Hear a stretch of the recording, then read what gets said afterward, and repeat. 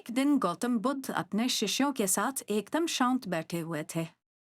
उन्हें इस प्रकार बैठे हुए देख शिष्य चिंतित हुए कि कहीं वह अस्वस्थ तो नहीं है। एक शिष्य ने उनसे पूछा कि आज वह मौन क्यों बैठे हैं। क्या शिष्यों से कोई गलती हो गई है? इसी बीच एक अन्य शिष्य ने पूछा कि क्या वह अस्वस्थ है, पर बुद्ध मौन रहे। तभी कुछ दूर खड़ा व्यक्ति जोर से चिल्लाया, आज मुझे सभा में बैठने की अनुमति क्यों नहीं दी गई है? बुद्ध आंखें बंद करके ध्यान मग्न हो गए।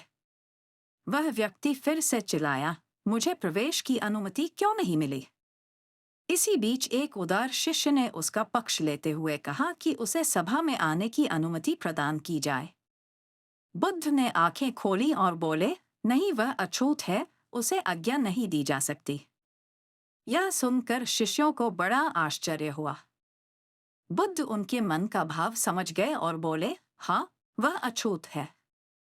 इस पर कई शिष्य बोले, हमारे आश्रम में जात पात का कोई भेद ही नहीं, फिर वह अछूत कैसे हो गया? तब बुद्ध ने समझाया, आज वह क्रोधित होकर आया है। क्रोध से जीवन की एकाग्रता भंग होती है। क्रोधी व्यक्ति प्राय मानसिक हिंसा कर बैठता है, इसलिए जब तक वह क्रोध में रहता है तब तक अछूत होता है। इसलिए उसे कुछ समय एकांत में खड़े रहना चाहिए। क्रोधित शिष्य भी बुद्ध की बातें सुन रहा था। पश्चाताप की अग्नि में तप कर वह समझ चुका था कि अहिंसा ही मनुष्य का महान कर्तव्य व परम धर्म है। वह बुद्ध के चरणों में गिर पड़ा और कभी क्रोध न करने का प्रण लिया।